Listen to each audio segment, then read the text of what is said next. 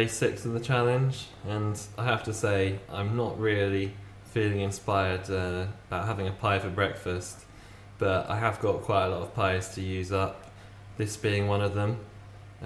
It's a pie from Greg's, which I bought in Iceland, and I thought, well, I've got to try it because quite infamously Greg's were in a TV documentary, More Than Meets the Pie, and at least in the Greg's that I've been to in England, I've never found a pie, apart from a mince pie at Christmas, in a Greg's store. So I thought, well, they're actually advertising real pies, got to give it a go, see what this famous baker actually does with their pies. And I think it's quite interesting because this picture of it, I don't think looks all that nice. Normally on a box of pies, they at least manage to make the picture look nice. Although, opening up the box, I think that doesn't look too bad. It's quite a shallow pie, that's maybe not going to help it. Maybe from the fact that Greg's don't really know about pies, it looks a bit more like a pasty or a slice or something, but I'm going to give it a go. And just want to remind you, this is my breakfast, a nice hot meat pie and some peas. So my better half has just commented that she thinks that me eating this pie for breakfast is a new low.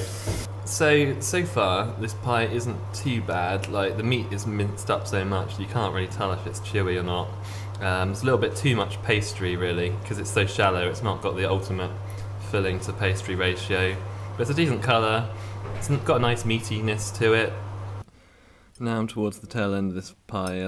I've decided the pastry is really quite a lot too dry. It's the kind of pie where you need to smother it in gravy, which I didn't really feel like doing today.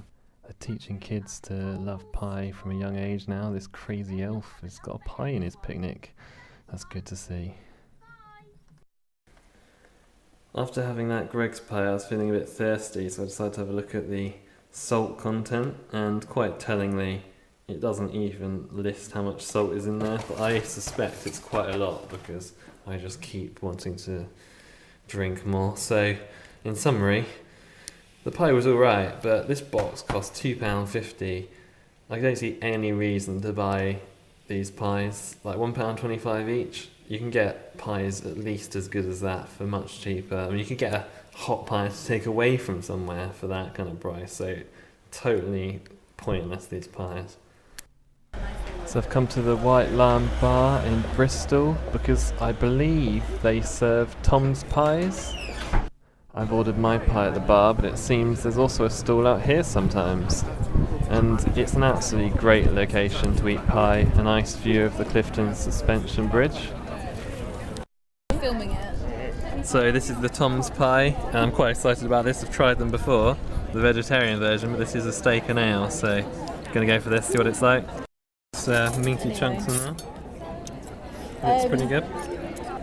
Meat in this is great, nice and tender, but some of the pastry is a little bit thick, if you can see now. A little bit too sour because of that. So I feel that Tom's pie is just giving me so much energy. I just feel like I can cycle for absolutely miles, which is a good thing because I need to burn off some of the calories. I'm just on the Bristol to I'm just doing the video diary.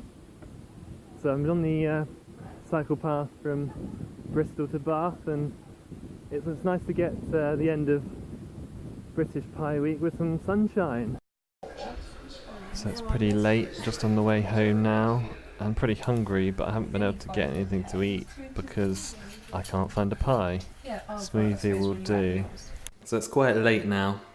Just got back home. It's almost midnight and I haven't been able to eat dinner because I haven't been able to find somewhere to get a pie, and especially not to get a pie with 2 of my 5 a day, which I'm still looking to get as part of the challenge, of course.